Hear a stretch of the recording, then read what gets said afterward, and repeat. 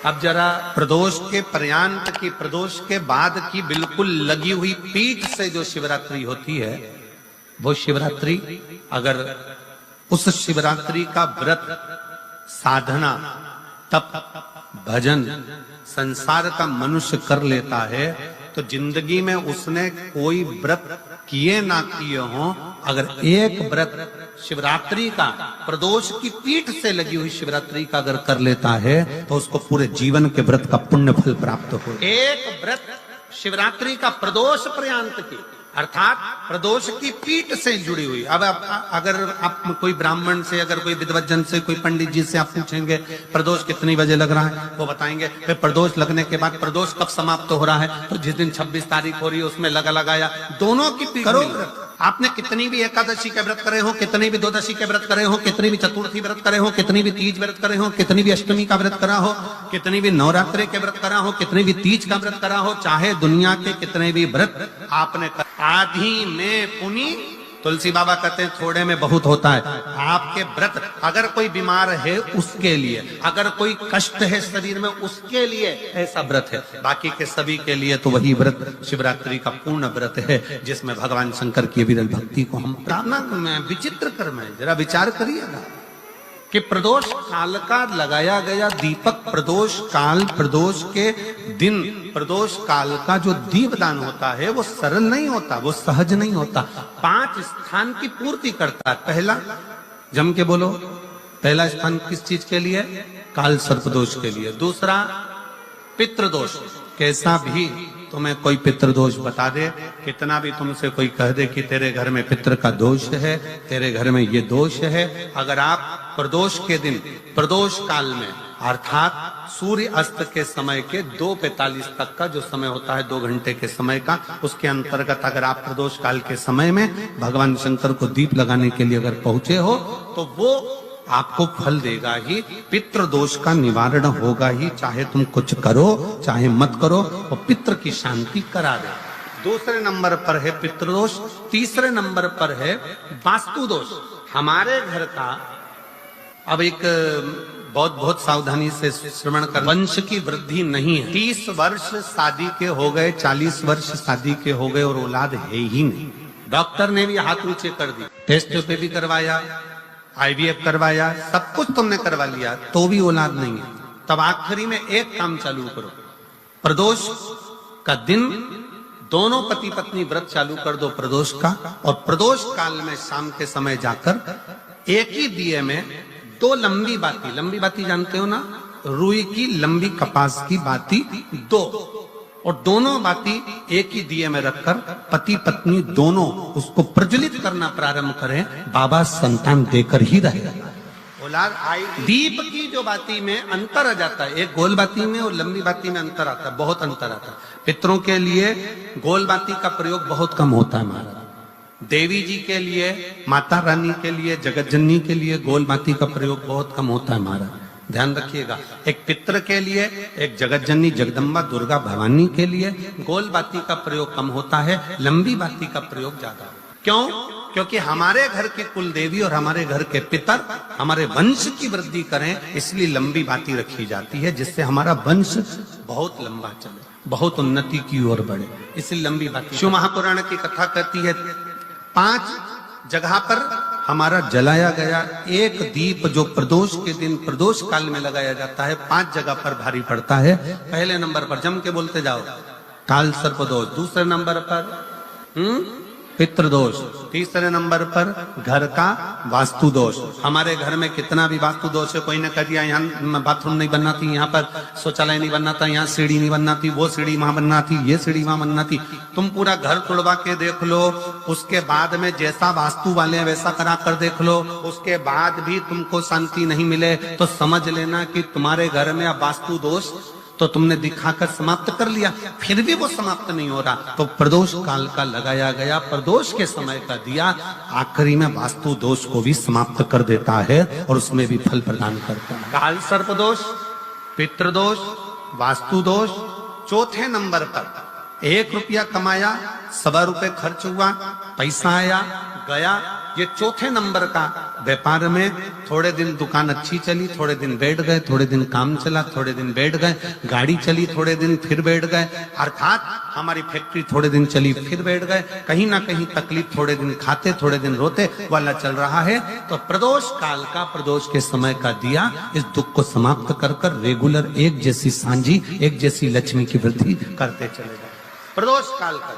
और 5वें नंबर का प्रदोष काल का दिया, प्रदोष समय का दिया 5वें नंबर पर रोग का निवारण, रोग निवारण। ये 5 स्थान जो बताए गए हैं प्रदोष काल के दिन, प्रदोष के दिन दीप प्रज्वलन के। और अब की बार की जो शिवरात्रि आ रही है, बाबा देवाधिदेव महादेव की बड़ी कृपा है उस पर,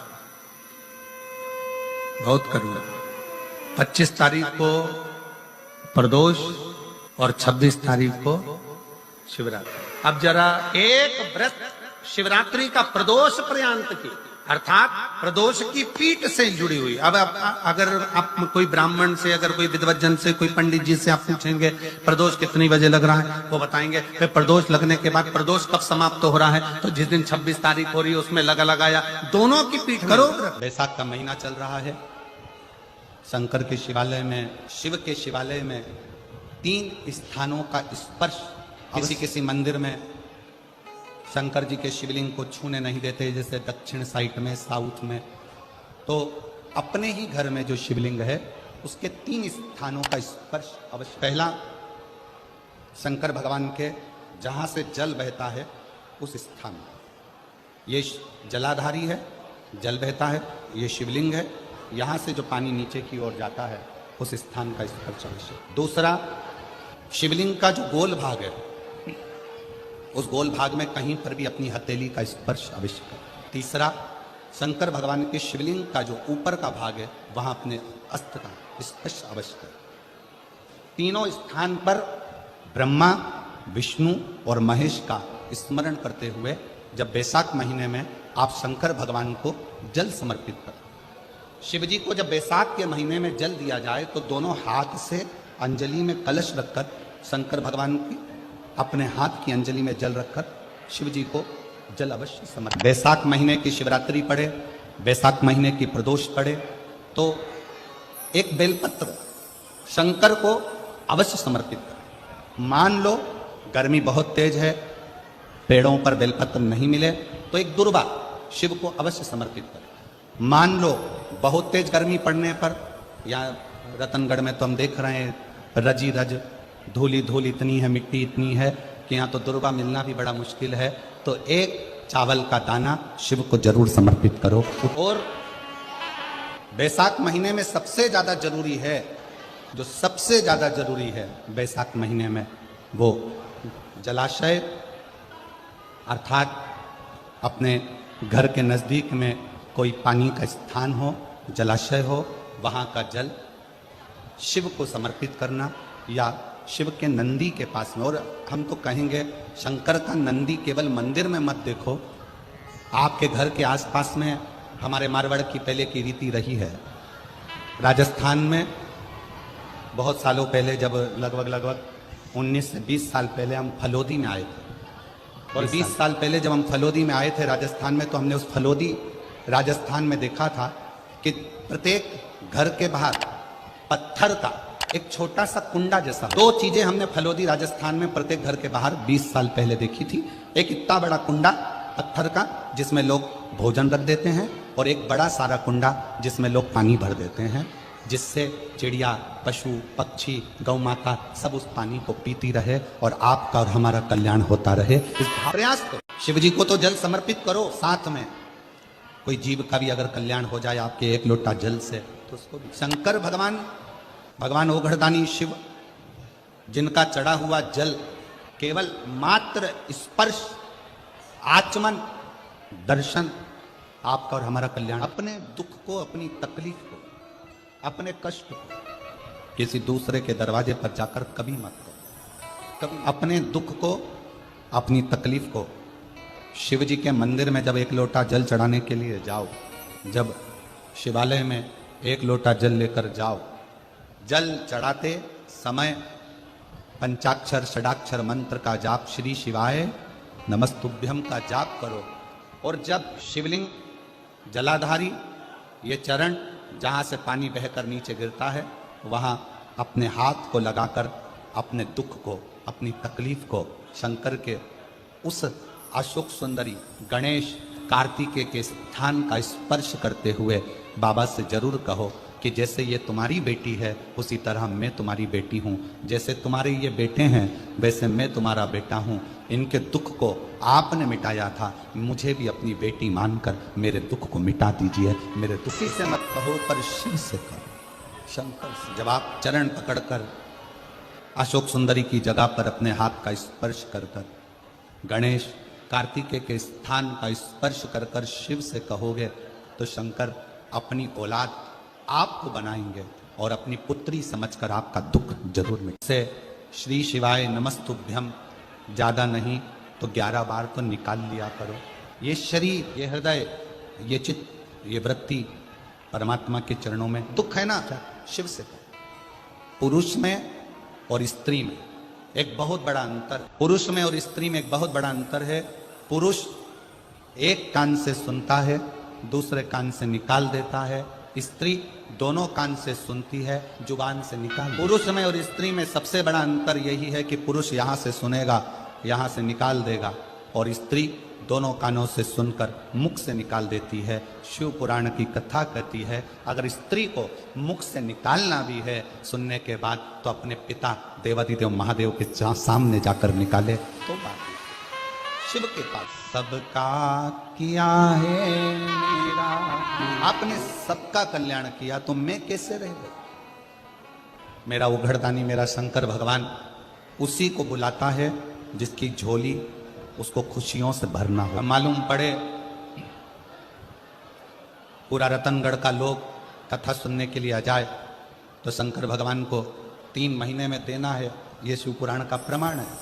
अब बुलाएगा उसी को जिसको देना हो, जिसको देना ही नहीं है वो मन बनाकर रख भी लेगा कि मुझे कथा सुनने जाना है, कथा सुनने जाना है, पर मेरा भोले बाबा उसको यहां तक पहुंचने ही नहीं देगा। पहुंचने कल कथा में अपन ने श्रवण किया था कि संकल्प आपका होता है और पूरा करने वाला देवादिदेव महा कोई दूसरा नहीं पूरा करेगा। भाई श्री हनुमान प्रसाद जी पोद्धर जी ने अपनी वाणी में कल्याण के शिव अंक में, अगर बन सके तो आप पढ़िएगा, कल्याण के शिव अंक में भाई श्री ने एक लाइन लिखी है। भाई श्री ने अपनी वाणी में लिखा कि भगवान को पाने के लिए अगर तुम अपने दिल से एक बार अगर मुख से कह दोगे कि हे प्रभु मैं तुम्हारा हूं और तुम मेरे हो, बस ये बात अगर दिल से कह दी तो परमात्मा भी तुम्हारा हो जाता है। जरूरी नहीं कि उपास करोगे तो भूखे रहना पड़ेगा। व्रती का मतलब क्या होता है? व्रती का मतलब क्या है? एक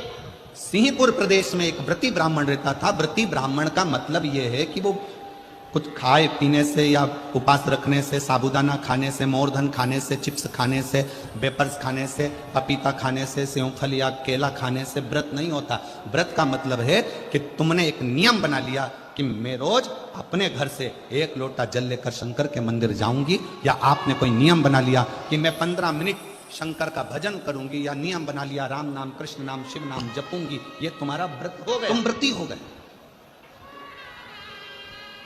ये व्रत तुमने धारण। कई माताओं ने नियम बनाया, रतनगढ़ की ही रहने वाली माताएं, कई माताएं रतनगढ़ की ही रहने वाली पंडाल में रह रही है, कई माताएं रतनगढ़ की।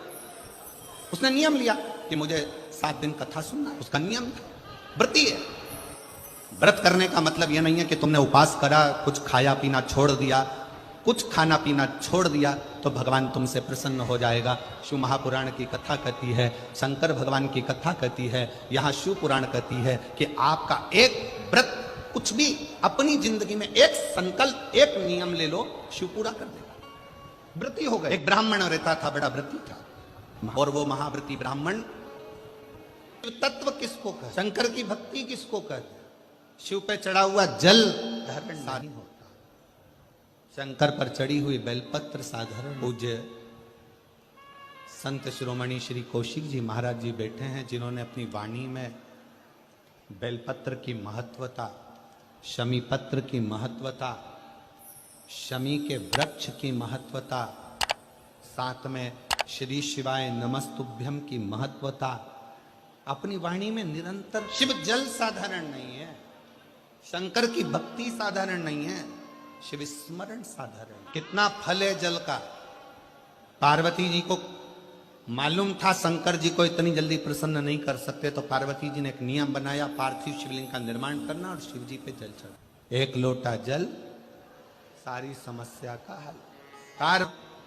एक पार्थिव लिंग का निर्माण कर कर कितना कितना अर्चन माता पार्वती जी के जीवन में, कितना कितना अर्चन। माता पार्वती मैया जब जब जल भरने के लिए जलाशय में जाती हैं और शिव जी को जल चढ़ाने के लिए लेकर आती हैं, तो बीच में मगर उनको कहीं पार्वती मैया जब भगवान शंकर को रिझाने के लिए आतुर होती हैं, तो फिर कोई ना कोई क्रम होकर उनकी अर्चना जो हो रही है, भजन जो हो रहा है, स्मरण जो हो रहा है, उसमें महापुराण की कथा कहती है कि जब भी आप कोई तप करेंगे, साधना करेंगे, भजन करेंगे, कीर्तन करेंगे, मंत्र जाप करेंगे, नाम जाप करेंगे, स्मरण करेंगे, तो थोड़ी ना थोड़ी अर्चन बीच में आती, और उसमें घबराना नहीं है। उस अर्चन में अपन को घबराने का काम नहीं।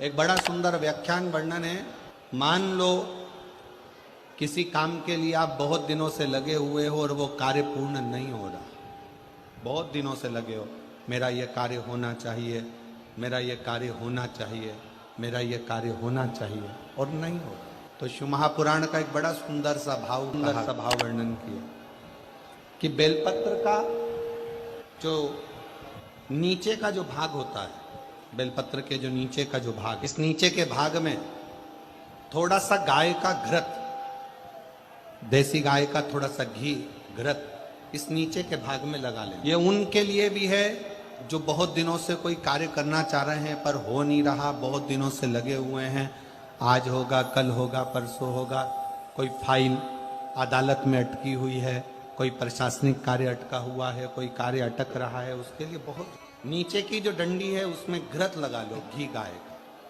और इस दो पत्ती और बीच की पत्ती के बीच का जो डंडी का भाग है, बीच की जो डंडी का भाग है, इसमें लाल चंदन लगा लीजिए, बीच के भाग में लाल चंदन।